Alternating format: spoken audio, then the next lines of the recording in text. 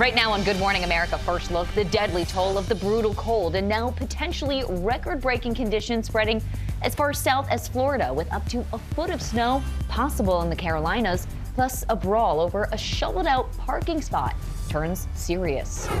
Homeland Security Secretary Noem speaking publicly for the first time after describing Alex Preddy, the man shot by federal agents in Minneapolis, as a domestic terrorist. What Noem is saying now. New questions about the FBI raid in Georgia this week, targeting an election office and ballots from the 2020 presidential election. The new legal battle. Encouraging news in the fight against breast cancer. What experts are saying about the benefits of artificial intelligence in detecting cancer early. The controversial use of facial recognition to fight crime. How police used it trying to solve a cold case murder. Plus, just how many teenagers are gambling these days. We take you to the red carpet for the First Lady's box office debut. Melania hits theaters. And later, the extreme lengths one man allegedly went to get a hold of some Pokemon cards. From ABC News, this is Good Morning America First Look. Good Friday morning, everyone. I'm Hannah Batam. And I'm Sophie Flay. We begin with the relentless winter weather getting even more serious. Yeah, a major storm is set to hit part of the East Coast, but the bigger story is the deep freeze extending into the deep south all the way to Florida. This morning, the deep freeze creating more hazardous conditions across the country as another storm moves in. The roof of this building in Arkansas collapsing under the heavy snow. In Tulsa, this semi-truck jackknifing in slick conditions, ending up facing the wrong way after a car tried to merge into its lane. In Colorado, one person was killed and several injured when a plow truck lost control, crashing into a van, sending it down an embankment. And in Mississippi, a truck driver was stranded in the conditions on this interstate for a second night. I'm completely stuck. I ran completely out of fuel. At least 85 deaths are now blamed on the extreme weather, most of them in the South, where more than 220,000 power outages are still reported 6 days after the storm. People here in Tennessee lining up for food. Farther north, emergency crews in Pittsburgh braving frigid waters to rescue a woman whose car drove into a river. I cannot say enough about the divers.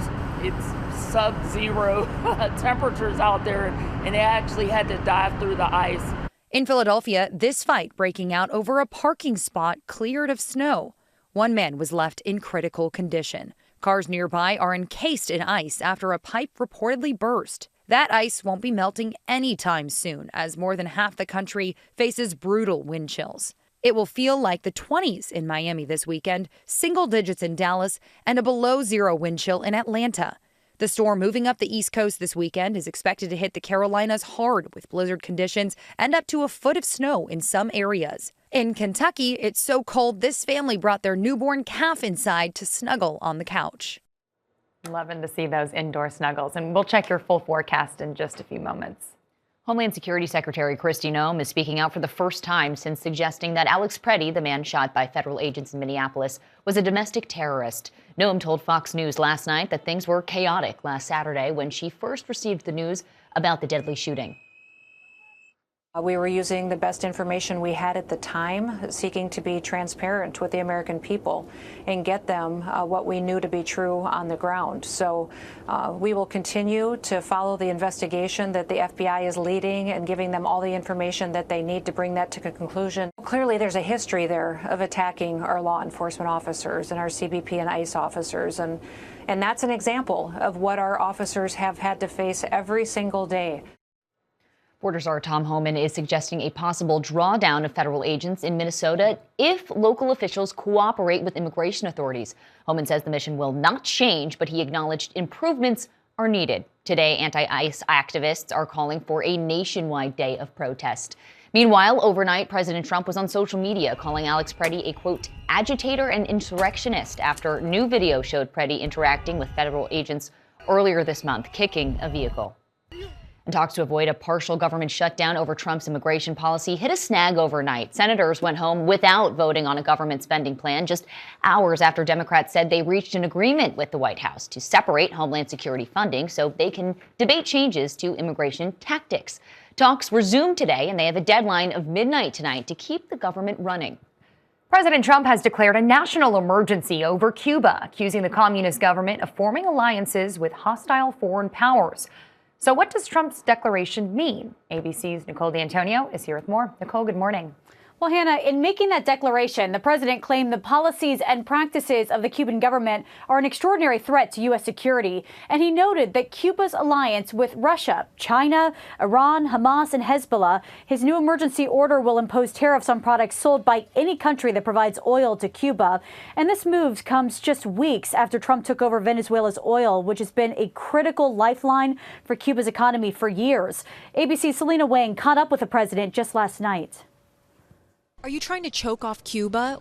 Cuba is a failing nation, and you have to feel badly for Cuba. And no, I'm not trying to, but it looks like it's something that's just not going to be able to survive. I think Cuba will not be able to survive. And Trump also spoke about his new threat to Iran, warning that time is running out to reach a nuclear deal and threatening a U.S. attack even worse than the one last summer. Now, the U.S. has been building up military assets in the region, but a senior official says the president hopes to settle things diplomatically. Sophie. Nicole, thank you. New questions about the FBI raid in Georgia this week, targeting an election office and ballots from 2020. There's a new legal battle brewing. This morning, officials in Fulton County, Georgia, say they're pursuing legal action after the FBI raided the county's election offices. We're going to fight this in court with every resource that we have. Agents with a search warrant seizing 700 boxes of materials Wednesday, which officials say contain ballots from 2020. President Trump has claimed for years that the 2020 election was stolen. Local officials, including Georgia's former Republican lieutenant governor, insist the election was fair and Joe Biden won. We've spent nearly 6 years debunking every conspiracy theory. There's been not even a single page of proof that there's been any sort of fraud involved. FBI Director Kash Patel says a federal judge determined there was probable cause to carry out Wednesday's raid, but he did not elaborate. A Georgia Republican noted the judge who determined probable cause was not appointed by Trump. Still, critics question the motive and timing. It has everything to do with trying to sow the seeds of doubt in upcoming elections. What I'm really concerned about is the safety and security of our election workers, because this really sends a chilling effect on people who want to work for us on election day. This is an attempt to take your vote away. This is all about November 2026. And now the Trump administration is explaining why the director of national intelligence, Tulsi Gabbard, was in Georgia for the raid. Gabbard's role is traditionally limited to foreign threats. What the heck is she doing on the FBI serving a domestic warrant? An administration official saying Gabbard will continue to take actions within her authorities to support ensuring the integrity of our elections. The president last night commending Gabbard. She's working very hard on trying to keep the election safe, and she's done a very good job. So what's next? The FBI director says it will take time to go through the truckloads of evidence seized in that raid. The former Illinois sheriff's deputy convicted of killing Sonia Massey inside her Springfield home in 2024 has been sentenced to 20 years in prison. Prosecutors accused Sean Grayson of escalating the encounter with Massey after she called 911 for help and then threatened Grayson with a pot of boiling water. Her family says she had mental health issues. Encouraging news in the fight against breast cancer. Screening supported by artificial intelligence is leading to a higher rate of early detection. A study of 100,000 women found the AI screenings reduced the rate of later diagnosis by 12%. The AI system works by analyzing mammograms and highlighting suspicious findings. Time now for your Friday forecast. Good morning. Last day with such a quiet weather map. The warmth is confined to the southwest. Bitter cold is really enveloping the Great Lakes, the northeast, and diving to the south, too. There'll be a storm that starts developing over the Carolinas starting tonight. You see all the chill. I mean, sub-zero wind chills New York City the next 3 mornings. Dangerous chill. It'll feel like 27 in Miami as we go into the weekend. There's your big storm from the Carolinas all the way up to parts of southern Virginia. Winter storm warnings there, 6 to 12 inches, maybe blizzard warnings along the coast. The I-95 corridor gets spared, maybe some snow along the coast. That's your forecast. I'm ABC News meteorologist Lee Goldberg. Have a great weekend.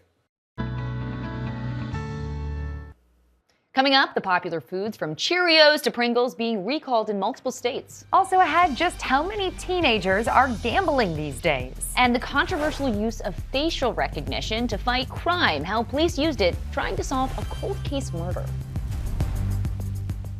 We're back with a major food recall. Some of the most popular foods in America, from Pringles to Nutella and Cheerios and Fruit Loops, are being recalled by a certain distributor. They may have been exposed to rodent droppings. Certain candy and beauty products are also affected. The good news is the recall by Gold Star Distribution affects only 3 states, Minnesota, North Dakota, and Indiana. We have more information on our website. We turn now to the controversial use of facial recognition to fight crime. An Arizona Police Department has learned the hard way that the technology is far from perfect. Here's ABC's Andrea Fujii. This morning, questions about the use of facial recognition technology after police in Phoenix, Arizona, made the decision to drop charges against a man in a cold case murder. When I told my family, it was kind of really heartbreaking for them. Phoenix police dismissed charges against their suspect in the 1998 murder of Sarah Carr. Defense attorneys claim police used facial recognition software on the photo of a suspect from decades ago and got hundreds of matches.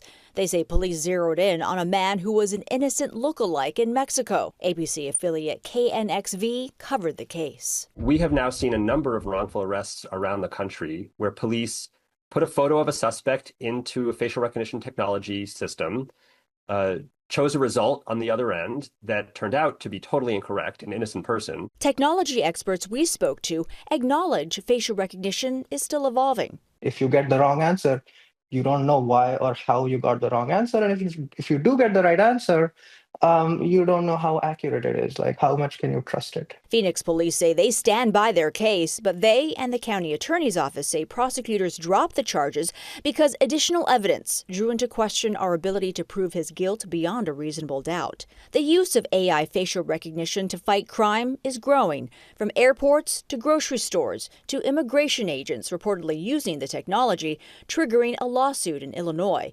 Despite all the debate, experts say society can benefit. There's a lot more research to be done here to get it to a point where you can actually trust it and use it for a lot of other things that are the good applications of it. A Phoenix City spokesperson says Sarah Carr's case remains open and they're committed to getting justice. Sophie, Hannah. Andrea, thank you.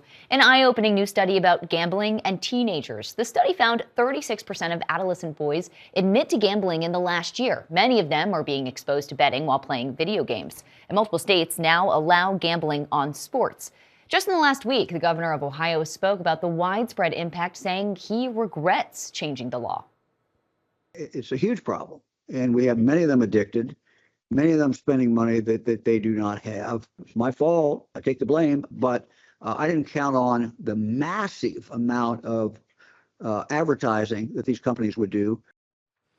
Some of those companies will be advertising during the Super Bowl, but the NFL has banned so-called prediction markets like Kalshi.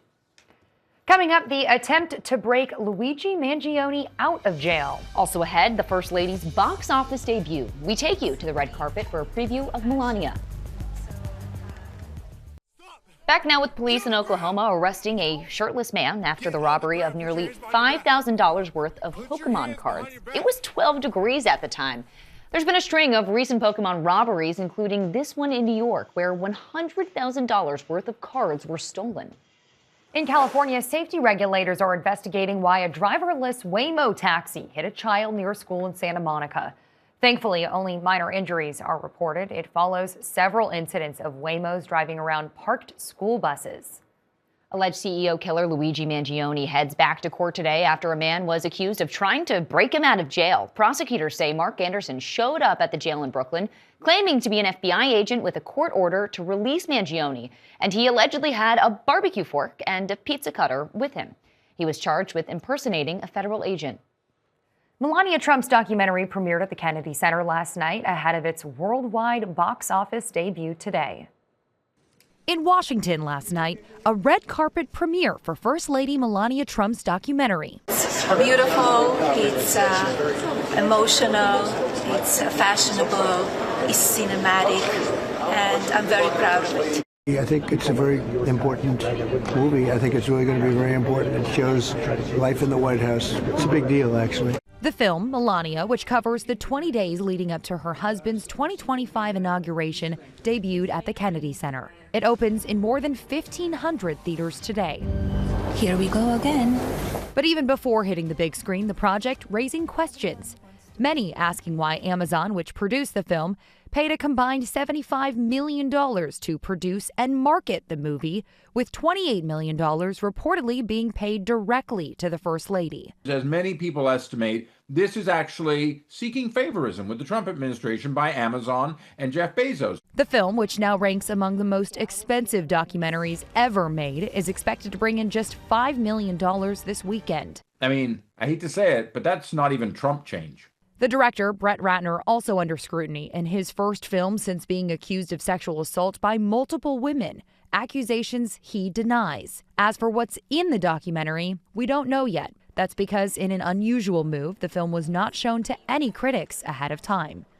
Amazon, when asked for a comment about promoting the movie, said, quote, "We licensed the film for one reason, because we think our customers are going to love it." And President Trump said the First Lady accepting that money is no different than President Obama getting paid for similar projects. Coming up, what scientists have learned about living longer, and it's got nothing to do with exercise. Plus, an officer saves a choking baby again. Time to check the pulse. We begin with genetics and lifespan. A new study finds our genes play a much larger role in how long we live than previously thought. Researchers say our genes contribute about 55% to our longevity. They came up with a new figure by analyzing data on siblings. But they still insist exercise and diet remain important. Next, a rookie New York police officer is 2 for 2 when it comes to saving lives. In a matter of weeks, he saved the lives of 2 young children who were choking. Now, this is Freddie Serpa slapping the back of an unconscious 2-year-old. He says he was just helping another officer already on the scene. He's breathing. He's good. He's good. He's good. He's good. He's okay. Oh my God, it was like the biggest amount of relief. I kind of used my past experience from a month ago to try to kind of give her an idea of what I did last time. His experience from a month ago was when Officer Serpa saved his neighbor's 1-year-old baby using those same back slaps. Next, we are getting our first look at the Fab Four. I am so excited about this. Of course, we know who the Beatles were and what they looked like when they were the biggest band in the world. Now we're seeing the actors who will soon play John, Paul, George, and Ringo dressed as their respective band members. 4 movies telling their stories are scheduled to be released in 2028. Next, an animal you would think doesn't like the snow. According to officials at the St. Louis Zoo, this camel loves the snow. They say camels actually have no problem in extreme cold. Now, these penguins do not like the cold. They're South African penguins at a New York aquarium brought inside because of the frigid cold. This particular penguin species actually prefers much milder weather than what we've been experiencing here in the Northeast. Top headlines next.